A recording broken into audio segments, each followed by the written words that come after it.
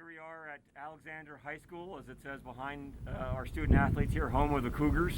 My name is Rich Kenah. I'm the executive director at Atlanta Track Club, and I'll allow Warren to introduce himself in a second. But we are in the summer of 2020 dealing with a pandemic, coronavirus.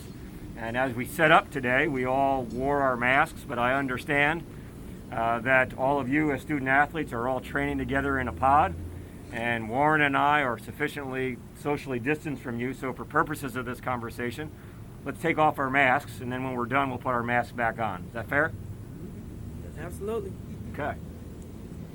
So I want to start by thanking you, Mr. Chandler, Vice Principal here, Athletic Director at Alexander High School, and Coach Robinson, Head Track and Field Cross Country Coach here. Let's start by going around our space here and introducing ourselves. Why don't you start over here, young man? My name is Jonathan Rochelle, and I'm a senior here at Alexander High School. My name is Amir Dayal, and I'm a senior at Alexander. Maybe we should have started. What events do you do? Well, in track I run the 800 and the mile, and then obviously I run the 5K and cross country. I do the 5K, 800 mile, and steeplechase. My name is Sydney Lowe, and I'm a junior at Alexander High School, and I run the 800 and the mile. My name is Jasmine Taylor. I'm a senior here, and I run the 800. I do high jump, 4x4, and sometimes the 400. How many people have you met that do both the 800 and the high jump together? Not many. You might be the first person that I've ever met who does both. That's impressive. It's my turn? Okay. My name is Cameron Curtis. I'm a senior at Alexander. I do the 5K and cross country, and then in track, I do the mile, the 800, and the steeplechase. I'm Brian Robinson, cross country and track coach at Alexander, year 27. I also teach economics and world history. My name is Grant Crabtree. I do the mile, 2 mile, and 5K. I'm John Chandler. I do the walk from my car to the front door. But I'm not an athlete, but I'm the athletic director and assistant principal. It's my second year at Alexander. I'm Warren. I'm the brand and design manager at Atlanta Track Club. Been here for about 3 years now. Originally from Louisiana. I did hurdles. Tried to do hurdles. So not a lot of hurdlers here. I heard a lot of middle distance men and women, boys and girls. You're a hurdler, I guess. You do the steeple as well, so you got that common ground going for it. I mean, probably you can probably still beat me. So I mentioned common ground. I want to give everyone a little bit of background on sort of how we ended up here today. So Atlanta Track Club is a 55-year-old track club. We're a nonprofit, and our mission is to promote running and walking and track and field, the things that you guys do, and to use the sport to make the city, the metro area, healthier. And we stay out of conversations that are not related to just track and field and running and walking. But this spring, when Ahmaud Arbery was killed down in Brunswick, we took that opportunity to enter a conversation that we had never entered before, because he was killed while he was running. And since then, we made the commitment to find organizations that we want to have conversations with, to listen and to learn, and then from those learnings, create an action plan to move this city, running city of USA, forward in a way that improves the challenges that all of us face, and all of you face, around the issue of racism. That make sense? So let's start out by, the whole thing is called common ground, right? When you guys hear the words common ground, what comes to mind? What do you think of? Stuff that people have in common, like stuff people can relate to. Yeah.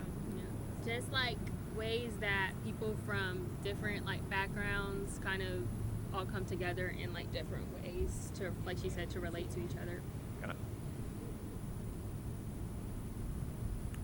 Mr. Chandler? Yeah. Common ground. So common ground to me is just finding what we can be alike about first, or what we can agree upon, no matter who you engage in a conversation upon first meeting them. Find the things that you have in common first, and build your relationship or the conversation around that. Got it. Anybody else have anything to add? Warren, you work at the track club. Common ground. Does that resonate? How they describe it? Yeah, I think another point that's really important to bring up is the fact that we live in a very polarizing world right now, and I think when we thought of the name Common Ground, it was because there's a lot of arguments and there's a lot of fighting going back and forth from different sides on the spectrum from many different topics. So I think everyone's right. We're all trying to find what we have in common, but I also think it's important to realize that you're not always going to find something that you have in common with everyone, but being able to find a way to just agree to disagree, but also know how to do that in a respectful way and be open to these conversations, open to this dialogue. Why don't you fire a question at the group? Okay, so I'm 25, about to be 26, about to have a quarter-life crisis, but I feel like growing up from Louisiana, I come from a school that was the second largest school in North Louisiana, and I'm part of an alumni group, and we've been chatting lately, and we never realized until we reflected that our school was pretty segregated, and it wasn't on purpose, actually. It was kind of because the main building, kind of like you guys have a new building, the main building was originally built in a predominantly white neighborhood, so most of the students were white. Eventually, over time, society changes. The neighborhood turned to predominantly black neighborhood, so most of the students turned to African American. In order to keep more students coming, they built a new program, the honors program, which is an entirely separate building on the same campus, but entirely different building. And it just so happens that most of the honors students were white or Asian. There were very few black students in those honors programs. I actually remember walking into my first year as a freshman into the honors program. There were 5 other black students in my class. All the rest of the students were white. There's only one seat in the middle. And being mixed race, I remember thinking, well, this is really interesting. So Rich kind of gave me the background for you guys at school and kind of told me that your track team is kind of like a special place because it brings together all these different groups of people. So I guess I'm really interested in seeing how this special hub of people relates or differs from the school as a whole, and what you feel like you learned from being a part of this track team that you can apply to the school. Well, the track and cross country team, I definitely think everybody there is very friendly, very nice. We can all share different opinions on different things. I definitely think it's different from the school because I just feel more comfortable around everybody on the team, and I mean it's just fun, going out there running with people that we like to run with, competing. I'd like to add something to that. So, being a newcomer to the Alexander community, this is what I saw. I saw very, very successful athletic programs, and I saw camaraderie among the teammates that I didn't necessarily see reflected in the student body. Sorry. But so it made me ask the question, with the track team being one of our most successful programs in the district, in the state, it's kind of that chicken or the egg question. Is the track team so successful because of the diversity or the communication and acceptance of one another? Or are they so accepting of one another because of the success? So that's kind of one of the questions that I ask, that whole chicken or the egg theory, which came first or which caused the other. And I would definitely not want to take for granted the bond that soldiers have when they do combat together. But let's water that down to the point where when they go out to compete and they depend on one another, they're all giving their individual best, but contributing to a team goal. And so they share a bond that those who don't participate in things can't understand. And so they spend the night at each other's houses. They go to eat with one another. They bond in ways and spend more time together than everybody else. But that doesn't necessarily tell the story of how our school looks. there's the demographic is changing in our school, but there's still a lot of de facto segregation, not necessarily on purpose or with malice intent. People just hang with who they hang with. This group of kids hang with their friends, but there are times when the worlds collide in polite ways and not so polite ways. And so that's why I thought this program was perfect, so we could dig into that. Are y'all successful because of the bonds and accepting, or are y'all so accepting because of the success that you have? Like, to me, that's kind of a mystery that I'd like to uncover. Like how they both said, I feel like we're so close as a team, even though it's not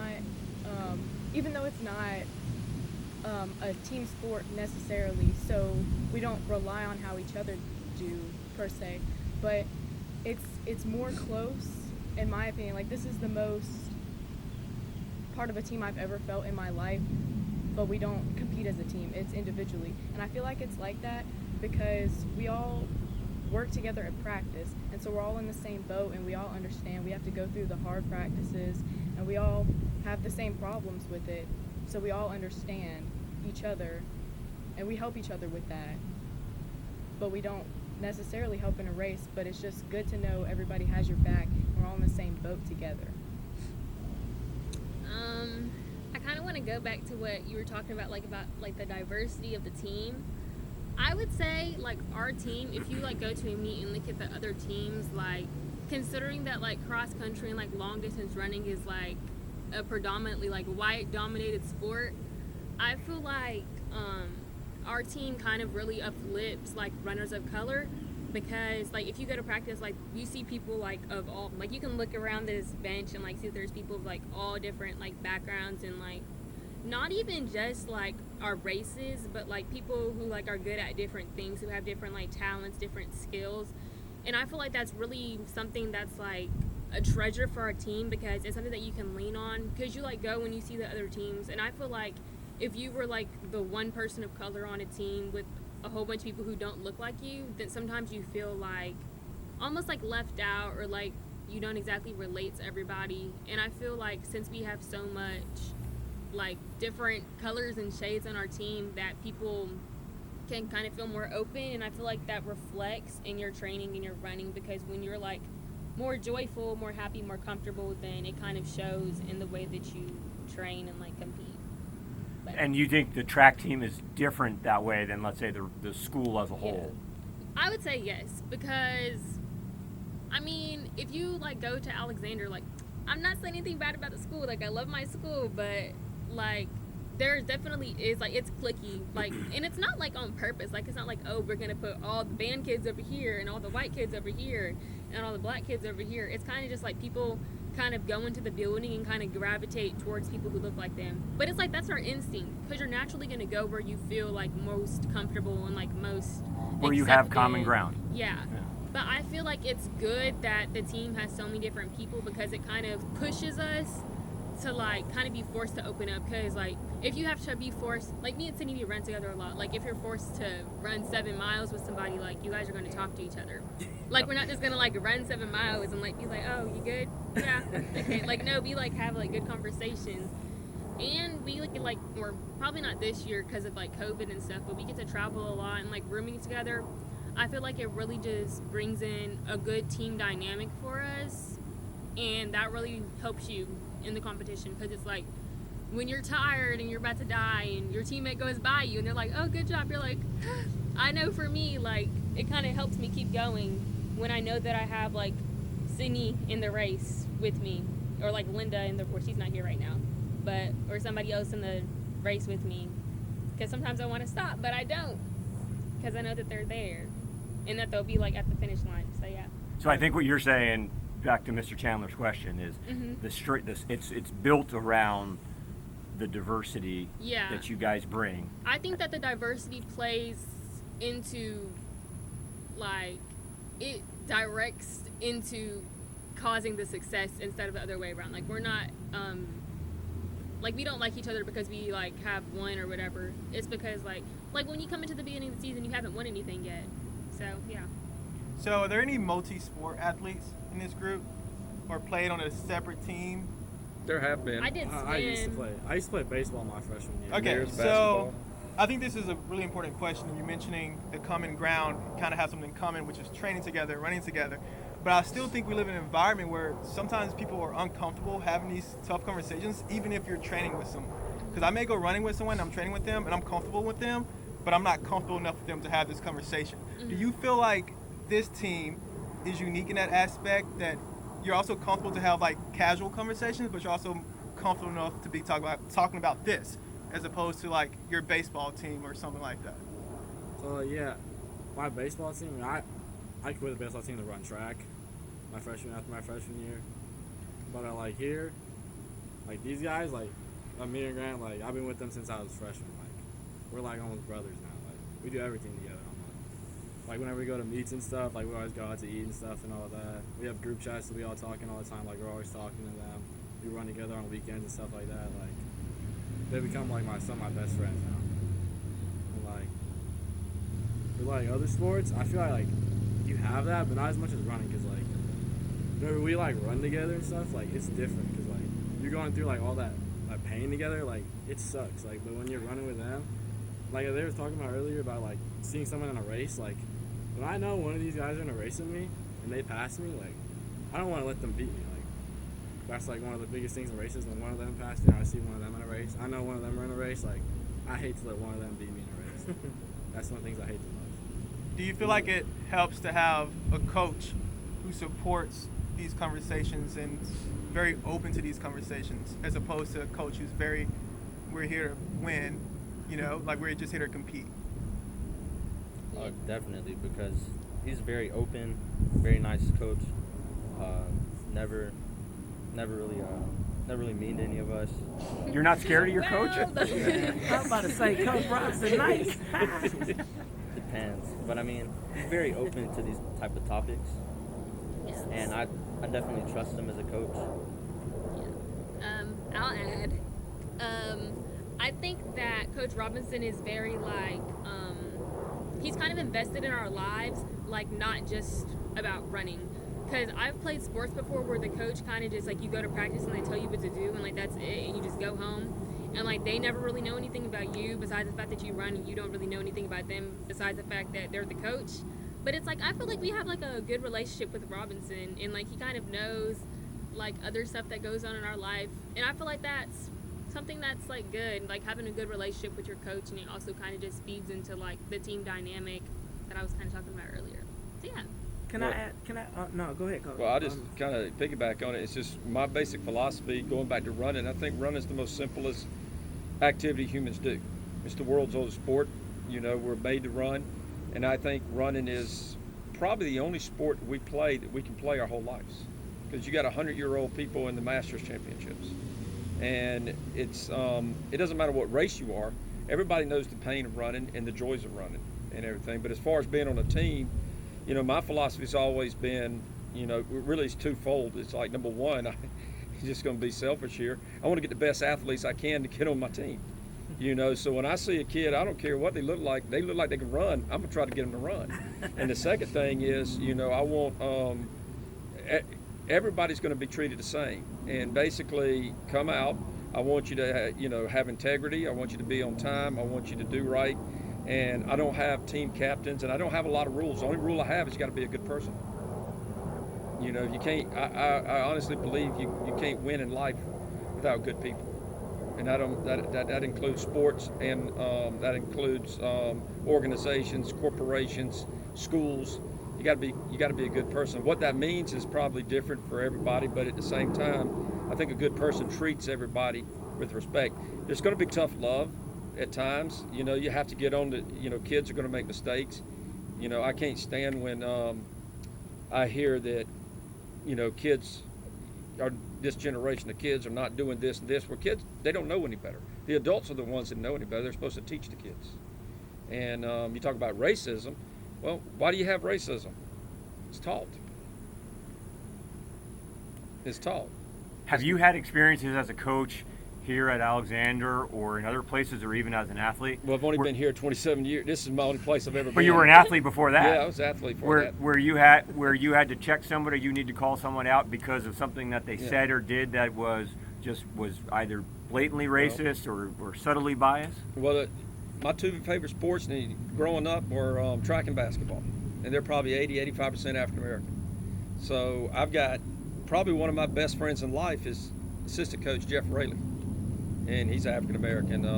I grew up with a guy named David Arnold. These kids know his brother is Sergeant Arnold, and David and I both went to South Carolina. He was All-American in the 400 hurdles, sub 50 guy, and we were inseparable all the way 6th, 7th, 8th, just like these guys are. We went to different high schools because the county back then only had Douglas and Lithia. We lived about 2 miles apart. We went to the same middle school, but the road separated us. But he went to South Carolina. When we were picking schools, he's like, we're just going to go together. Yeah. You know, we went together. So, you know, you see it and stuff like that. But, I mean, I've never really had to call anybody. As a coach, I will say this. I'll just bring it. It's kind of a controversial topic. I don't like the N-word. Nobody says it in my program. I don't. If it comes on and they're playing music and I hear it, I'm like, turn it off. If one African American kid says to another, I said, not here. What you do in your own time, yeah, you know, that's yours. Of course, I like some of the comedians like Dave Chappelle, Richard Pryor, but that's a different time and place. So in my program, it's all about being a student athlete, and I don't want you to be judged by what you look like. I want you to be judged by who you are. Yep. You know, what your merits are. These kids right here sitting in front of you, I mean, we got 4.0 students here. We got state champions. Every one of them are going to be successful no matter what they choose to do. It's got nothing to do with color of skin. It's really what's inside of them. And I think too many people kind of look at it from a perspective of like what they see. You know, I try real hard. I try to raise my son to do this. Just look at the person, who they are. You know, not what color of skin. And if you do that, you'll probably understand them a little bit better. You'll probably be able to reach them a little bit better because, you know, we all come from different backgrounds. And as a coach and a teacher, you don't know what's going on in the house. These kids have great families. I mean, their parents are very supportive and stuff. But I've had a kid live with me for 4 years while he was in college. And he lived in that house right there, the first one on the left. And 26-foot long jumper, competed in 2012 trials. And raised with foster, and basically he said, you know, Coach, I don't have no place to go. I said, you come stay with me. I turned out to be 4 years later when he graduated. He finally moved out. But he was a brother to my son. My son thought I got a big brother. Yep. You know, and that's young man is 30 years old now, doing pretty good. So I call him young, but you know, he's still. You know, it's just one of those things. These kids can tell you. I mean, I think it's very hard. I do believe that the word racism, I think, has been around forever because human beings have a tendency to be good and bad. And they can see the good in people or you can see the bad. Yeah. And today, I think it's magnified with social media. I really do. And it's good that we're having the conversation, but we need to have the conversation, you know, from a perspective of trying to, like what you're doing, to bring everybody together and realize, you know, we're all really the same when it gets right down to it. And that's why I think the common ground in running is track is the one sport, and you know this, that the whole world does. You go to the Olympic Games, you see Africans, Asians are there, Europeans. I mean, if you look at some of the biggest stars in the sport, they're from every background, every race. Every religion. I want to add something to, like, okay, so you started the question with, do you see it easy to have tough conversations? And then you brought up a point about checking somebody when they're out of pocket. And I think that those two things mesh together really good because I'm a champion for student voice.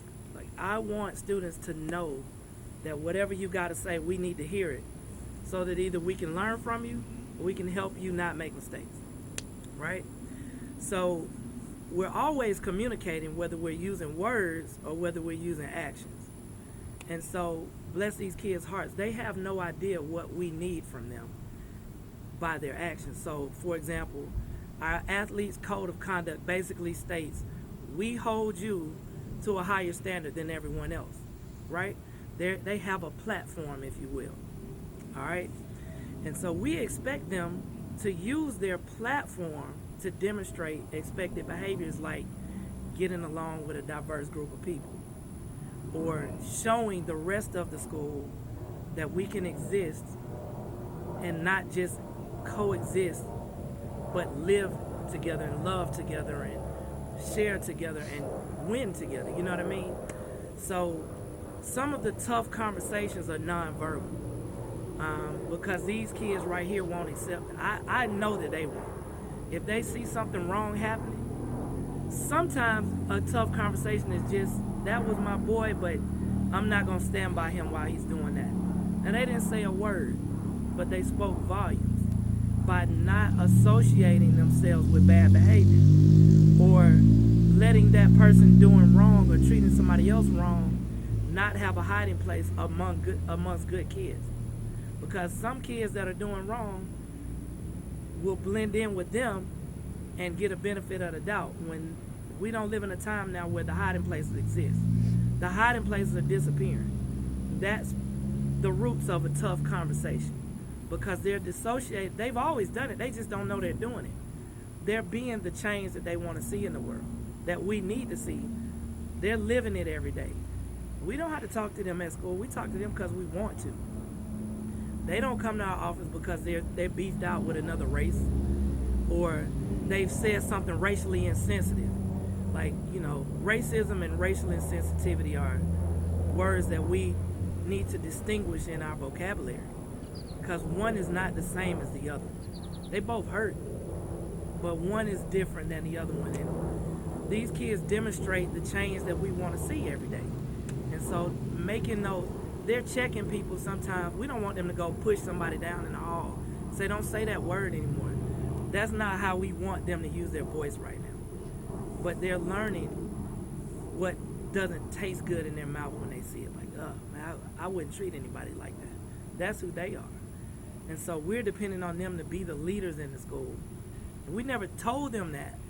We're telling them now, like, we want you to keep doing what you're doing and using your voice as a positive voice for change.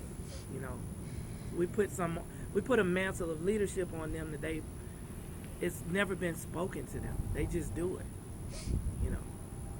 For better or for worse, you guys are living through a really, really rough year, right? On so many levels in this country. And you guys are seeing in real time what adults are seeing in real time, and a lot of us for the first time, with things that have been happening for a long, long time. Are you guys sitting having conversations about what you're seeing? I mean, sitting in front of you, or sitting with your friends, or texting back and forth on it? Or is this a topic that you don't even want to talk about? I mean, Brett, you got to say something. I talk about it with my friends. Yeah, you haven't said anything. I mean, it can be a touchy subject for some people, so you can't push yourself past certain boundaries, but it's good to talk about things. How do you find those boundaries? You just feel your way through it? It depends on the person. If you're super close with someone, you can obviously express yourself more, but if it's not someone you're super close with, you don't want to go in. You just got to be careful with who it is and everything. That brings up a really interesting topic, actually. Do you find it harder to have these conversations with someone you're close to or someone you're not as close to? Because a lot of people struggle to actually have these conversations with family members, calling out family members who may be doing something that's insensitive or racist. I mean, I just feel like you guys are like the next generation. We're living in this hub where you're experiencing or exposed to all this different diversity and inclusion. And you're about to go off to college soon, which is a whole nother level of this. And pretty much the world is just telling you, like, right now, the world is crazy. And we're kind of being more willing to actually close to. Because it's kind of really back and forth, depending on who you ask. It depends on the family, really. It depends on if you and your family are alike, if you're not. I mean, a lot of times you'll agree. Well, I wouldn't say a lot of times, but you and your friends will sometimes share beliefs, but it just depends on the family. Has anyone ever had experience with a family member where you were uncomfortable and felt like you didn't speak up, but like you were saying, you may just like walked away from that situation? There's been a couple times where my parents, they would come pick me up from practice, and then it, maybe not even track related, but they'll see a couple, so a girl and a boy, and one would be white and one would be black, and they would just kind of question that, but I didn't understand that, so I would say something like it doesn't matter if she's happy and he's happy, then I don't know why you would need to say something about that. And so yeah, like it's just been a couple times, and then like sometimes with my friends, there will be like one friend and they'll say something about it, and then I just kind of ask them like why they think like that, like why does it matter, like everybody's a person, it doesn't, we don't have to go off in your corner with your group and go off in your corner with your group, like why can't we be together, and like why can't they be in a relationship if they're different, like that's what makes it beautiful, I guess. Do you feel like you kind of gained that confidence to really talk to your friends or family, whatever, from being a part of a group like this? Mm-hmm. Yes, definitely, because at practice sometimes there's just different topics will come up, and like there's different conversations that we'll have that I couldn't have with other people, or I couldn't go home and I couldn't talk to my parents about, because I just have that bond with all of these people. It's just a different type of closeness. But yeah, definitely. I think you might be describing something that I listened to on the radio actually on the way here. It was a college professor who was distinguishing between being not racist and an anti-racist. And what you're not only not racist when you are calling people out, you are taking it a step further and being an anti-racist. Does that make sense? And that seems to be sort of almost a nuance that people are learning, maybe in the summer of 2020, potentially a silver lining in this year. Does that feel like that anti-racist behavior? You guys feel like you have that kind of foundation or footing as a result of the relationships that you're creating here? So you can call out, you can not only, hey, subtly distance yourself, but say, hey, listen, I understand maybe where you come from, that's the way you used to think, but that's not right. Mm-hmm. Or is that too much pressure? That's I don't think it's too much pressure. I think that being around like a lot of people, you kind of grow like respect and like how you're saying, like boundaries, and like like what's right and what's wrong. So I feel like having such like tight-knit relationships with other people, that you're kind of more inclined to call something out because you like know that it will like offend somebody close to you. yeah. Yeah, I think with kids, especially in groups, they're more comfortable calling out people in their group, and that should be understandable because that's kind of part like all humans are. On the topic of race, when you look at the topic of race, one of the things that I think we as a society have a problem is we go into it looking at it from a racial standpoint rather than a human standpoint. And that's a hard thing to do, to look at it from a human standpoint, because other parts of the world, they may look at it from a religion standpoint. Yep. You look at the Middle East, it's very religious, and they're the same race of people a lot. When you look at Jews and Muslims, Arabs in that part of the world, they basically come from the same group of people, but they look at each other different. So people look at it in the United States. United States is a very diverse country. I mean, if you run the New York City Marathon, you're gonna run by every language spoken in the world. Yeah. So, but to bring that back to Atlanta, the city that we like to call Running City USA, from a distance runner perspective, we believe it's one of the most racially diverse running communities in the country, if not the world. Without a doubt. And we're pretty proud of that fact. I've been living here since 1980, and Atlanta's definitely changed. Our county's changed. Of course, the state's probably doubled in size. population-wise, and it's brought people from all over. But one thing is, I've coached, when I first came here in '94, pretty much every kid on my team was probably born and raised in Douglas County. In the last 10 years, I've coached people from Gambia, born in Cameroon, Ghana. We've had people on our team that are Russian. We've had people on the team from, every race, every background, immigrants. We have Hispanic kids, so it's, but the thing that's common about running is it brings people together. We have people, I see the kids on the team, when they're freshmen, they won't talk, they're shy, they don't know who to fit in, but the time you get to junior, senior year, they got that group of friends that are going to be friends for life probably, and they're all different backgrounds and stuff like that. So I think that's the biggest thing, is look at it from a human standpoint. My philosophy has always been when I look at a class or a kid on my team, is how did that parent want me to treat that kid? And I don't think any parent I don't want somebody say, well, treat that kid differently because of the color of their skin. You got to try to have that common ground that everybody feels like in this world that we're living in the track world, it's equal. And I think track and field is the one sport where it is equal, because I tell them all the time, it's like, I'm not going to pick a starting lineup. I'm not going to determine who, it doesn't matter how active your parent is in the booster club. I mean, it all comes out. Your work ethic, if you work hard, you're going to get better. We've had natural athletes like Jasmine that could just win state as a freshman, but you look at Jonathan, who, on the other hand, as a freshman was like, he didn't even run track. And now he's got a chance to possibly be state 800-meter champion. So that's what I love about the sport, is because it brings people together of all different backgrounds, not just racial, but religious, economically, every demographic, and it gives them a chance to have I think it does more than basketball.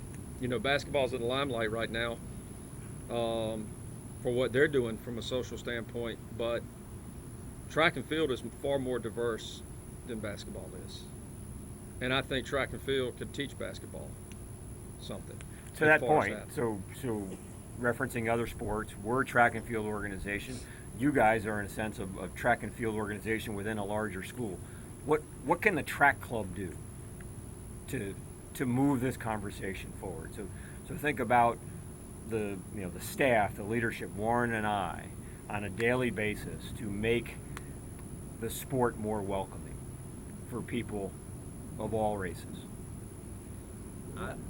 No, by all means, go ahead, please. I mean, I've run the Peachtree Road Race 10K for the past 2 years, and my first year I was 15 years old, so I didn't know anyone, but I was sitting in the wave and everyone was getting super happy and everything. I started getting really comfortable, because I'm not a super outgoing person, but just the environment was just so friendly. And then last year when I ran it with Amir, and we were in wave A, and we were kind of pushing it on time, so we were asking people, like, we gotta go this way, and they're like, yeah, hop the fence, go ahead, it's about to start. It's super. So everybody had each other's back. Yeah, running, like Coach Robinson said, it brings so many people together. Like, I'm not a super outgoing person, but I'm comfortable going up to a meet and telling someone good job, because I know how much work they put in during that time. It's just. And I'll probably put words in Warren's mouth here, but I feel like at the Peachtree, from the time you get to the start line to the finish line, you feel like you are all part of one thing. But how do we take that feeling that we have between the start and the finish line and apply that to the rest of the day and the rest of our interactions? Warren? Are you asking me? Yeah. Yeah, I mean, I think it's kind of what we've always touched on, that essentially you mentioned racism is a learned behavior, right? So anti-racism, to an extent, debatable, could be a learned behavior as well. What's not a learned behavior is just treating people right, treating people well. But being significantly anti-racist is probably a learned behavior from being surrounded by people who you respect, of different ethnicities, different races, sexuality, religion, whatever it may be.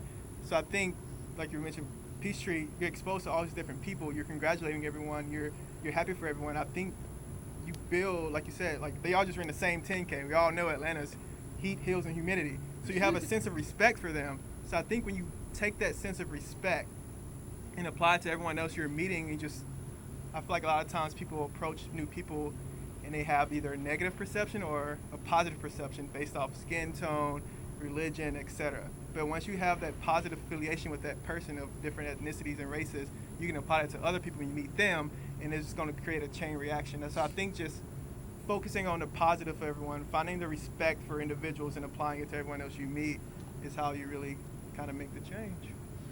You say what the track club could do? Well, what y'all been doing lately is what you could do. When I was a kid, Atlanta Track Club didn't do anything with the high school level. The only thing they did was the banquet, the all metro. Everything was geared towards adults. You guys have come in and done the wing foot. You were going to sponsor, hopefully, getting the Meet of Champions. And the more you reach to the grassroots level, that's where it starts at the grassroots level. You know, so that's why I stayed in high school coaching and didn't go the college route, because I think that's, in college, you know how it's like. You ran at that level. It's more business-like. It's about getting the job done. Coaches may be there today, and tomorrow they've gone on to another job. Yeah. High school, and they're not really worried about your career. I get, one of my favorite things to do on Facebook is to look and see what my former athletes are doing. And 3 doctors, several nurses, lawyers, teachers, business owners, military officers. That makes you feel good, and makes you, maybe that 1 or 2 conversations you had are help them grow up from that freshman through their senior year, and it helped them go on to become better adults. And I think of an organization like the Atlanta Track Club, I actually think one of the problems you have, we see a lot of the athletes talking about they need change. Well, I'll just use name. The most recognizable name in the country in athletics is LeBron James. LeBron James could go into Chicago and he could sit down with those kids and he could probably convince them to stop shooting each other if he wanted to do that. If he could get other people together and say, listen, we've got to stop doing this, and we got to stop the racism, because he has a forum this large, huge. But you don't see that as much you don't see professional organizations. You don't see the NFL. They may have a commercial or 2. We're trying to do this and this, but they don't do it. I mean, NFL right now is still going to say, well, we're going to start an initiative. Well, where you been the last 75, 180 years? Where you been in an organization? Yeah. You know, where have you been? You know, Major League Baseball, NHL, you don't see it. Atlanta Track Club, the last 5 years, 6 years, especially since you've come on, we've seen the grassroots and getting involved. And if more organizations did that, I think you'd have a better future down the road with Yeah. kids. To that point, let me add this. So most of the discourse that happens regarding race doesn't happen civilly. It happens in 140 characters on Twitter. Mm-hmm. I'm going to put my whole manifesto in this tweet with all of its limitations. And I'm going to say something that's going to be inflammatory because I disagree with one aspect of what you said. But what you guys have created, these kids are out here, and we're all here because of running. But that's not what we're talking about. We're talking about humanity. And so we use a vehicle to usher in the conversation. And I think when you ask, what can y'all do as the track club, keep doing this, because it's allowing people that have a common interest, these kids and the next group that you go talk to and the group you talked to last week, you're listening to them all and you're sharing those ideas. And perhaps one day we'll all get together, or I get to take away from this civil discourse and go share it with somebody who didn't know. We're not just flinging seeds into the field by this conversation. You know, you use the vehicle to get what we need to talk about here now. And we're having civil discourse, and you've given them free reign to say things that they may not say otherwise. You know, let's put it out there. And that doesn't happen when we try to convince somebody of our point in a tweet. Or we write this manifesto on Facebook that says, I hate this, or I'm in full support of this. Now we've created a platform for argument. you're not civil discourse. So keep creating opportunities for people to express themselves and say things or ask questions or find out things that they didn't know before. Keep doing that. I also want to point out that I think it's really important, and we both touched on it. You can't have these crucial conversations unless people admit that there's an issue to have a conversation about. Because Colin Kaepernick took a kneel regarding this. NFL hasn't said anything, but now it's all becoming, and we've all mentioned it because social media is going to bonfire everything. It's all coming up now, and now there's reactions. And I think you made a great point, all it takes is pretty much one person starting this chain reaction. But it also starts with the other people admitting there is an issue that needs to be solved. Yeah. Like, to that point, just to like kind of agree with what you were saying, I think that people have to realize that it's like not like black people versus white people. It's like all people versus like the issue. And like talking about racism isn't like being like political. It's just like being humane and like being human and loving all people. But back to what you were talking about how like the Atlanta Track Club can kind of like tackle the whole issue. I think that like talking about like the present is kind of like it's kind of confusing on how to exactly go about that. But I think for the future, the way that you could like kind of encourage people to be more like accepting of others and like kind of get rid of the issue is to like go to the young people, like the little kids, because it's like most people like racism is taught, so they're gonna be taught that at a young age. So like I don't know, like get the little kids together and like all different colors and like different like types of people, like make them go run, and then we'll be like, okay, we're done running, now let's talk about like loving each other, or like let's have like goldfish together or something like that. You know, So one starting thing is- earlier, so Yeah. almost where you guys are at. And Yeah. you guys are in a great place, but your age, Well, these It's almost kids too have late. grown up with social media. They have literally grown up with social media. Facebook started when they were born. sure. And this is what people don't understand outside of education. Me and Mr. Chandler can definitely attest to this. These kids are getting bombarded with so much information now. When I was growing up, I was in a tunnel. It was basically get up, run, go to school, come home, watch shows like The Cosby Show or Magnum PI, go to bed. Miami Vice on Friday night. That was my go-to pre-race show. You guys know These what Miami kids- Vice is? No, they don't. I don't These know kids how to show it. today, I mean, we had 3 stations. These kids today, at a young age, they can be, you know, they are bombarded with so many images. To your point, Coach, Yeah. when you guys get up in the morning, or you finish school and you pick up your phone, what's the first thing you're looking at on your phone? Twitter. Instagram. I usually Instagram? Go, I go to Definitely TikTok. Snapchat, Yeah. Twitter. Instagram and Snapchat. The Instagram Twitter and is TikTok. getting older. I go to TikTok and Facebook Instagram. is very old. Got it. So you're the only one that said TikTok. Oh, Oh, I said TikTok. Oh, you said too, TikTok? yeah. Okay. I'll get on Instagram. Instagram. Where do you get most of your What about the news old guys? from? Email. Instagram. The shade See room what and, complaints I like, got in my Yeah. inbox. Yeah, here's the thing that a lot of people know. Teaching high school, Facebook's for the old people.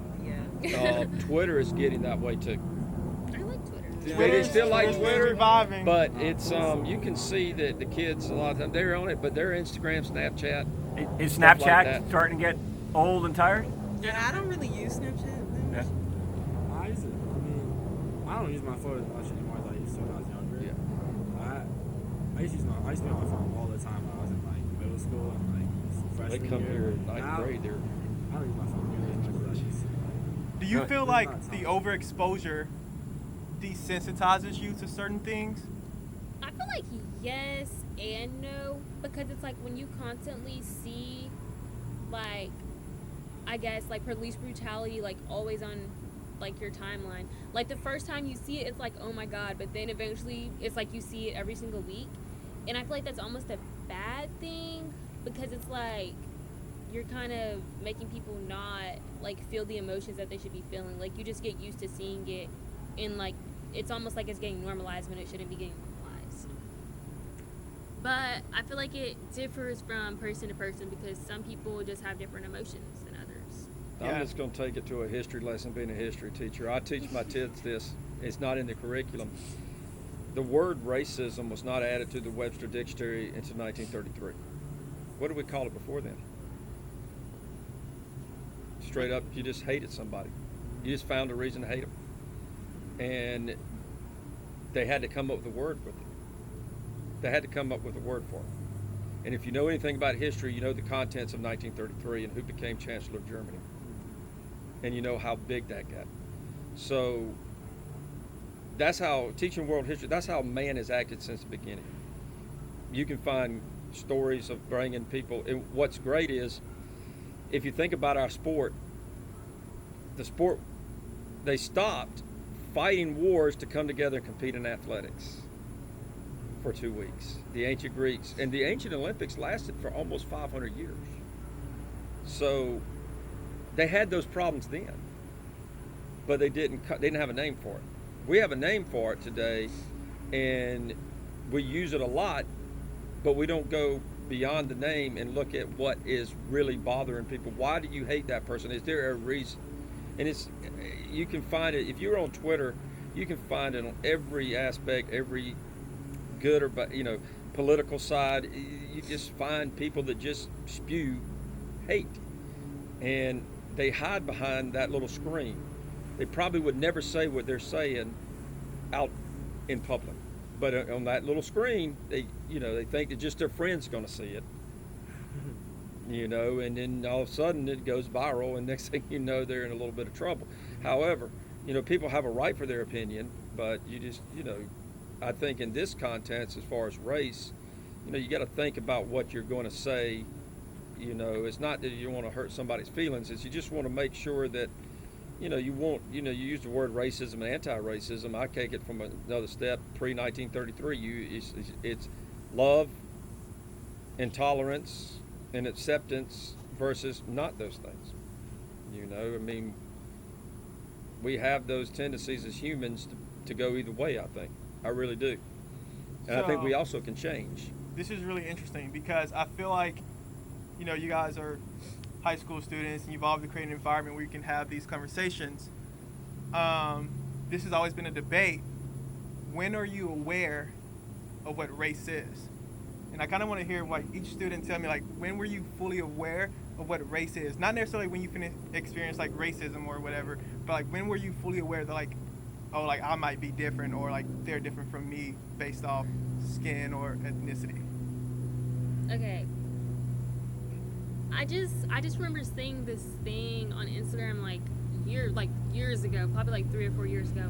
But it was these two little boys, one of them was black and one of them was white, and they were in kindergarten. They were 5, and the little white boy had went and got his hair cut or whatever, and it was low cut or whatever, and he went up to the little black one. They're oh my god, we have the same haircut, we're twins, identical twins, and they had went up to their parent and told their parent to take a picture of them or whatever. And people in the comments were trying to say that it was so deep because they don't realize that their races are different. But I was why would you think about it like that? They're 5, we're all just people. But that's all I had to say. I just had to get it out before I forgot. So yeah, when do you when do you all think that you were aware that someone was different? I have no clue. I don't know when. And that's the thing, people, it varies for each person because it's all based off your exposure to it in the situations you've lived in. And I think that's a lot of arguments that people come up oh, I've experienced racism when I was 6, or I experienced this when I was 32. And it's I feel like a lot of times we live in a world where people try to invalidate someone's story. And I think it's always important to realize that although we both may be black, we don't have the same experiences in life. We don't have the same story. And so I think whenever you're having these conversations between your huddle and your experience diversity and inclusion, to always remember that you don't need to feel the pressure to be the voice for all black people, all white people, all Asian people, or etc. You can only tell your truth and your story and your experiences. And I think that's important as you guys are getting older and about to go to college and whatever. Just always remember to stay true to who you are, and to always just be truthful to what you know to be right. Well said. Thanks.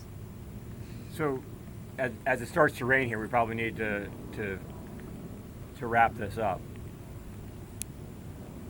2 months ago, the track club said to its members in a very matter-of-fact statement, Black Lives Matter.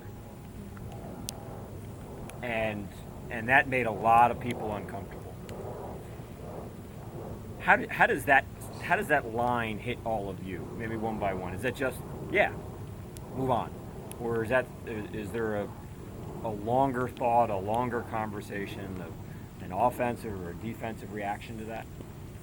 Well, I mean, Black Lives Matter, and I mean all lives matter, but I think when people are saying all lives matter, they really don't mean Black Lives Matter. Like They're trying to avoid saying they're that trying- Black Lives Matter. Yep. Yeah, like he said, like all lives do matter, but when we say Black Lives Matter, we're not saying like white lives don't matter and other stuff. We're just saying like if all lives matter, then why are like black people being killed like they are? Right. I saw a meme that said your neighbor's house was burning and they call the firefighters like my house is burning. Oh, well, what about the other house? But it's like, yeah, I both get it. houses are important, Yeah. but this house is the house that's on fire right now. Yeah. Yeah. So I think we all can agree that like all lives do matter, but if there's a certain issue, whether it's white, black, Asian, whatever that's that has an issue, that's important to focus on Yeah. just that right now. When people like say, "Oh, all lives matter," like as like kind of a rebuttal to when people say Black Lives Matter, I think that's like for me, that's like disrespectful, because it's like you're invalidating the feelings of like people who feel like directly connected to the issue, or even indirectly connected to the issue. Because it's like, why would you say that? Like you're being insensitive to other people's feelings. And I feel like people should be more like sympathetic and empathetic towards like other people's experiences, because you can't really speak on somebody else's like life experience if you don't like go through the same things that they go through because of like the color of their skin. I need that. Okay. This may be the hill that I die on as an educator, but it is what it is. I can't take off my black. So I feel a pain when the thought of Black Lives Matter gets put in a box.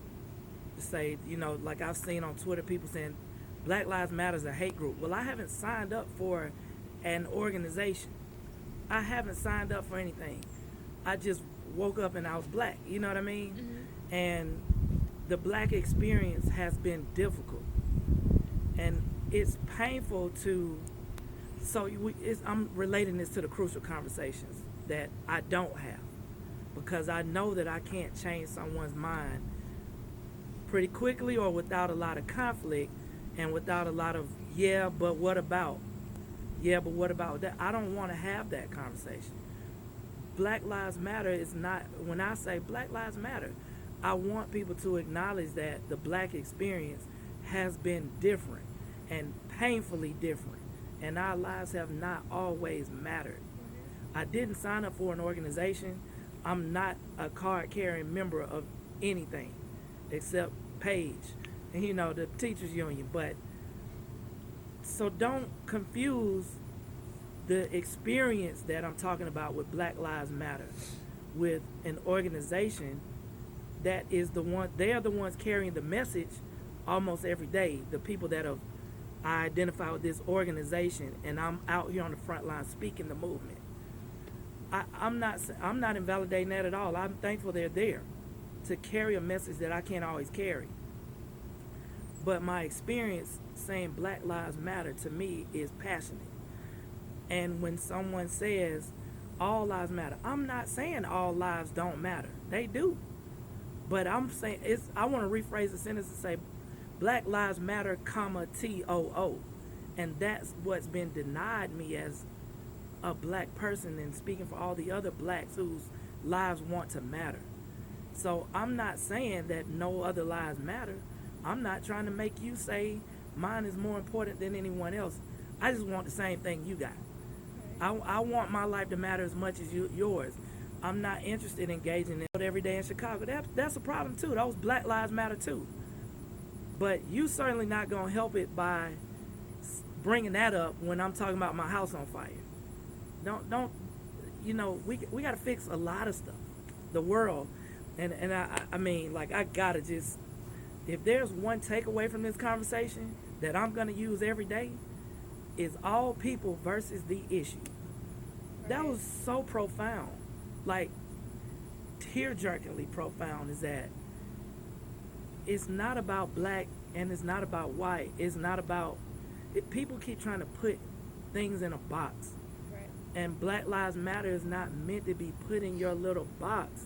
When I say your, I'm not talking about anybody. I'm talking about anybody who's trying to confuse it. If that's you, then I'm pointing at you, whoever you are out there.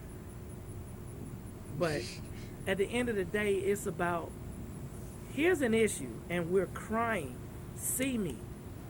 See me the same way you see anybody else. And that's not our story, and it hasn't been. And the book White Fragility talks about how uncomfortable it is for some groups of people to accept that there is a pain and an issue, that this is what happened, and you can't take that away from our existence. It happened, so don't tell me that I can't talk about it. My great grandmother was 106 when she died. She was the first freed slave in our family, and I got to talk to her about what that was like, because she, we have people that lived in the Jim Crow era, that were on the front lines with water hoses in the civil rights movement. We know people like that. That's not that far back in history. We're not talking about Greek and Roman mythology. We're not talking about that. We're talking about people that I go hug at Thanksgiving. So Black Lives Matter is not it's an experience that we're trying to get people to understand. So it's very passionate, and that narrative is going to face this community right here, and they're on the cutting edge of it. We talked about that when we initially talked, is that they're the living example that all lives matter, because the people on this team treat everybody like fill in the blank lives matter, comma, too. Female lives matter, black lives matter, white lives matter. Everybody's existence is important, but their story is different. And it's different as an individual, it's different as a race. And I can't deny somebody else's existence because it makes me uncomfortable. I can't deny that black kids dying in Chicago and in Atlanta far too often. That's uncomfortable. I can't deny that when fights happen at school, it's usually between the same race. Black on black and white on white, and girl on girl or boy on boy, whatever, however I want to put a demographic on it, it happens. Everybody's story is different. That was so profound. Like, let's get the t-shirt. Let's get the t-shirt, because that speaks volumes.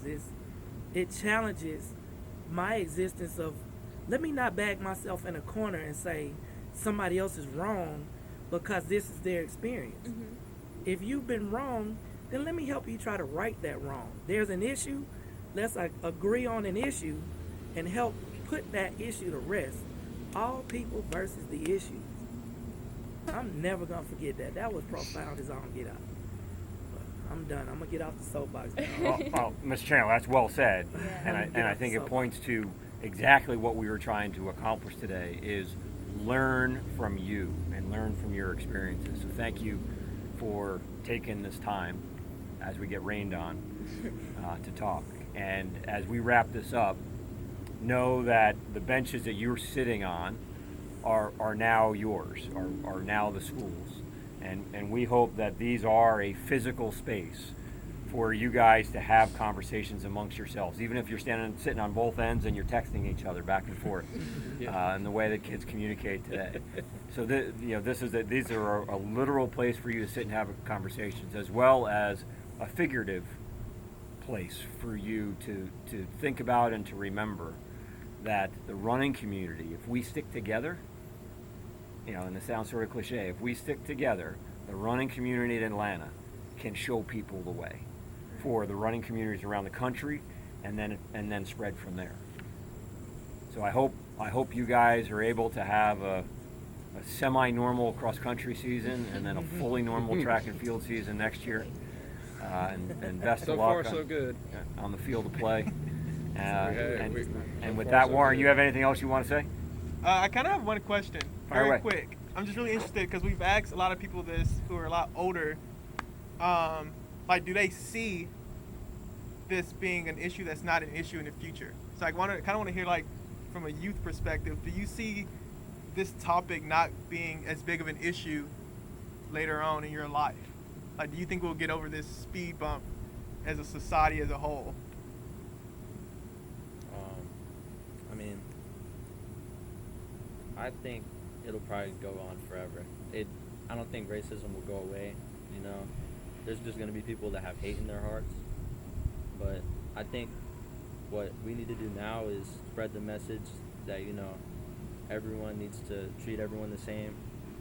Doesn't matter what color they are, what race they are, or what they're boy or girl. I just think you need to treat people how they treat you, especially if, you know, they're kind and caring for you.